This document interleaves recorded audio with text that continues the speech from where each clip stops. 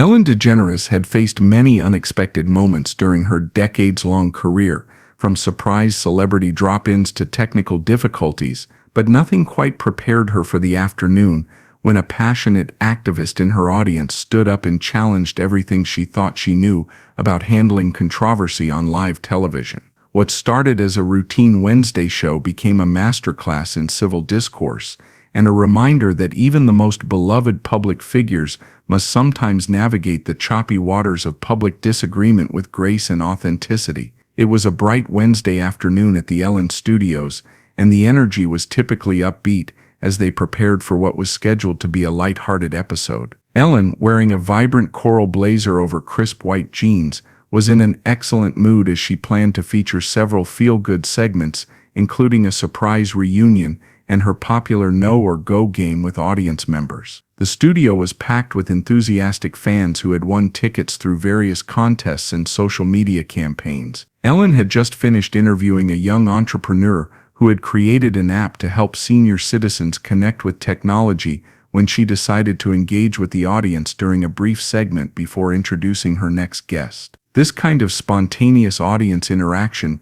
was one of Ellen's favorite parts of hosting, the unscripted moments that often produced genuine laughter and connection. "All right, let's talk to some of you wonderful people out there," Ellen said, walking into the audience with her characteristic energy. "I love meeting you all and hearing your stories. Who wants to tell me something interesting about themselves?" Several hands shot up throughout the studio, and Ellen made her way through the crowd with her usual warmth, chatting with a teacher from Ohio, a military veteran from Texas, and a college student from California. The interactions were flowing naturally, filled with the kind of light banter and genuine interest that had made Ellen a beloved figure for millions of viewers. "What about you?" Ellen said, approaching a woman in the fourth row who had been sitting quietly throughout the show. The woman appeared to be in her 30s, with short brown hair and wearing a simple black t-shirt. Unlike the other audience members who had been enthusiastic and smiling, this woman had a serious expression and seemed to be waiting for something. "Hi there, what's your name?" Ellen asked with her signature friendly approach. "My name is Rachel Torres," the woman replied, standing up with a deliberate movement that immediately caught Ellen's attention. Rachel's voice was clear and confident, carrying an edge that suggested this interaction might not follow the typical pattern. "Nice to meet you, Rachel. Where are you from?" "I'm from Los Angeles and I need to talk to you about something important," Rachel said, her voice rising slightly above the conversational level. The audience members around her began to turn and look, sensing that something unexpected was happening. Ellen felt a familiar tingle of alertness that came from years of live television experience. "Okay, Rachel, what's on your mind?" Rachel looked directly at Ellen with intense focus. "I'm here to talk about your platform and how you use it. I'm here to talk about the responsibility that comes with influence like yours." Ellen's smile became more cautious, but she maintained her composure. "That sounds like a serious conversation, Rachel. What specifically are you concerned about?" 3 months ago you featured a segment promoting fast fashion brands as affordable style options for your viewers," Rachel said, her voice becoming stronger and more pointed. "What you didn't mention was how those companies exploit workers in developing countries and contribute to environmental destruction." The studio atmosphere shifted palpably. Audience members who had been relaxed and enjoying the show were now sitting up straighter, looking back and forth between Ellen and Rachel with expressions of surprise and uncertainty. Ellen's producers in the control room were frantically discussing whether to cut to commercial or let the moment play out. Ellen felt her heart rate increase as she realized this was not going to be a typical audience interaction. "Rachel, I appreciate your passion for these issues. They're important topics that deserve attention. But you didn't give them attention," Rachel continued, her voice rising. "You used your platform to promote consumption without considering the consequences. Millions of people watch this show and trust your recommendations. When you tell them to buy cheap clothes without mentioning the human cost, you're part of the problem." Ellen looked around the studio, acutely aware that this conversation was being broadcast live to millions of viewers. She had several options. She could try to deflect and move on to something else. She could have security escort Rachel out, or she could engage with the substance of Rachel's concerns. In that moment, she made a choice that would define not just this episode, but her approach to handling criticism going forward. Rachel, you're right that I have a platform and that it comes with responsibility, Ellen said, moving closer to where Rachel was standing. Can you tell me more specifically what you think I should have done differently? Rachel seemed slightly surprised by Ellen's willingness to engage rather than dismiss her concerns. I think you should research the companies you promote.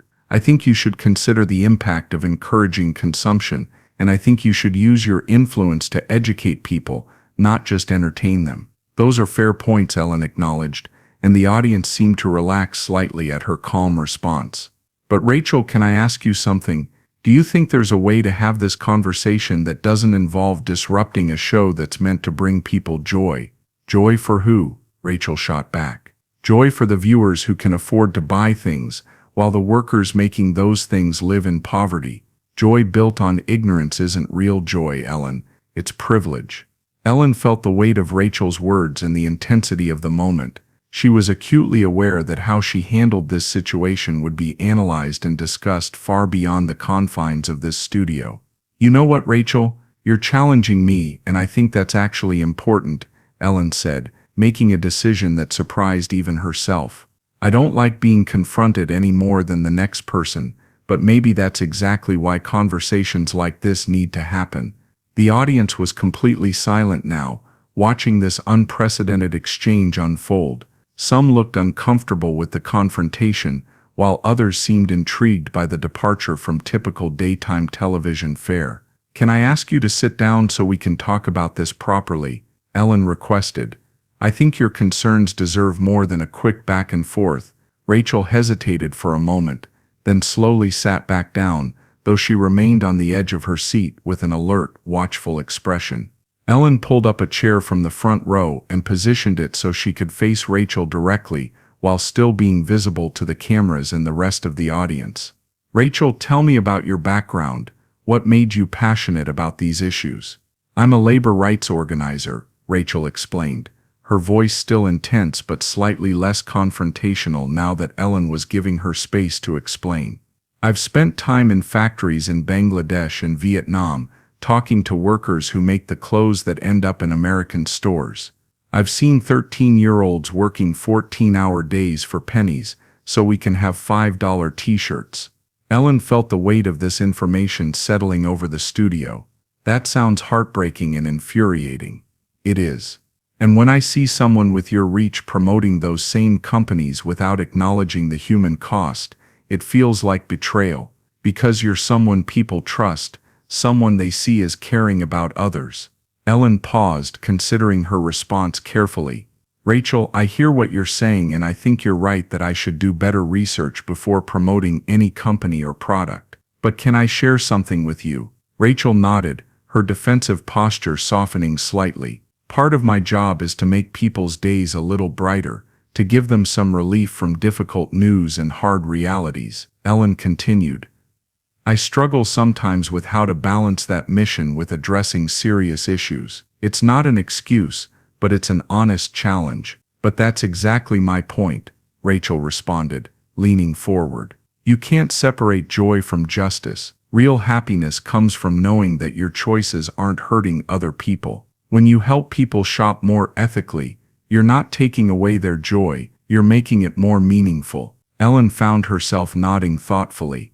You know what? You're making me think differently about this. Maybe I've been creating a false choice between being uplifting and being responsible. The audience was completely absorbed in this unexpected dialogue, and Ellen could sense that something important was happening, not just television, but a genuine exchange of ideas that was challenging and enriching for everyone involved. Rachel, what would you want me to do going forward? Practically speaking, research the companies you promote, Rachel said immediately. Partner with ethical brands. Use your platform to educate people about the connection between their purchases and global working conditions. Show that caring about justice doesn't mean giving up fun or style. Ellen turned to address the audience and the cameras. You know what, everyone? I think Rachel just gave us all a masterclass in speaking truth to power. She could have written a letter or posted on social media, but she chose to come here and challenge me directly. That took courage. She looked back at Rachel. And you did it in a way that was passionate but respectful. You didn't attack me personally. You challenged my actions and asked me to do better. That's exactly how these conversations should happen." Rachel seemed surprised by Ellen's response. "I honestly expected you to have me removed or to dismiss what I was saying." "Why would I do that? You're holding me accountable for something I care about, using my platform responsibly. Even if it's uncomfortable, that's a good thing." Ellen stood up and addressed the studio. "I want everyone here and everyone watching to know that I'm going to take Rachel's challenge seriously. We're going to research every company we feature going forward. We're going to find ways to promote ethical consumption, and we're going to prove that caring about justice can be joyful, not just serious." She turned back to Rachel. "And Rachel, I'd like to invite you to come back in a few months so you can hold me accountable for following through on these commitments. Would you be willing to do that?" Rachel's expression softened into something approaching a smile. "I would love that. Thank you for listening instead of just trying to make me go away." "Thank you for caring enough to speak up," Ellen replied. "This conversation was uncomfortable for me, but it was also necessary. And I think everyone watching learned something about how we can disagree with respect and work together toward solutions." Ellen walked Rachel off to the side of the studio, where they continued their conversation away from the cameras. Meanwhile, the audience sat in contemplative silence, processing what they had just witnessed. When Ellen returned to center stage, she addressed the moment directly. "You know, folks, that wasn't planned and it wasn't easy, but I think it was important. Rachel reminded me that having a platform means being open to criticism and being willing to grow. That's not always comfortable, but it's always worthwhile." The episode continued with Ellen's originally planned segments, but the energy had shifted. The audience seemed more engaged, more thoughtful, and several people approached Ellen afterward to share their own thoughts about ethical consumption and corporate responsibility. The response to the episode was immediate and intense. Social media exploded with discussions about the exchange, with viewers split between those who praised Ellen for handling the situation with grace, and those who felt she should have shut down the disruption more quickly. Labor rights organizations praised both women for modeling how to have difficult conversations in public. 3 months later, Rachel returned to the show as promised. Ellen had indeed followed through on her commitments, partnering with ethical fashion brands and creating a new segment called Conscious Choices that educated viewers about the impact of their purchasing decisions. "Rachel, how do you think I've done?" Ellen asked during the follow-up interview. "Better than I expected," Rachel admitted with a genuine smile. "You've shown that entertainment and education can work together. And you've proven that being challenged publicly doesn't have to be destructive, it can be transformative." "What did you learn from our first interaction?" Ellen asked. "That good people can do harmful things without realizing it, and that pointing that out doesn't make them bad people. It makes them better people if they're willing to listen." Ellen nodded.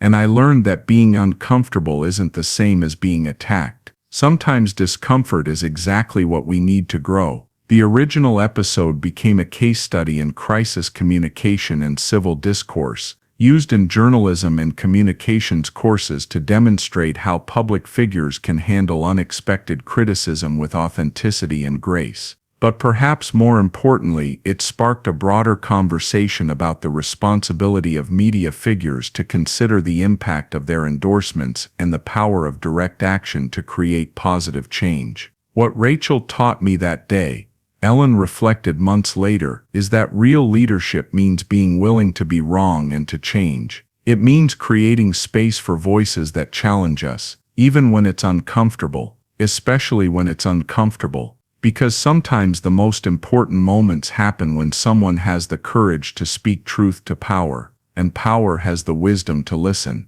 And sometimes the most meaningful television occurs not when everything goes according to plan, but when real life interrupts with something more important than entertainment."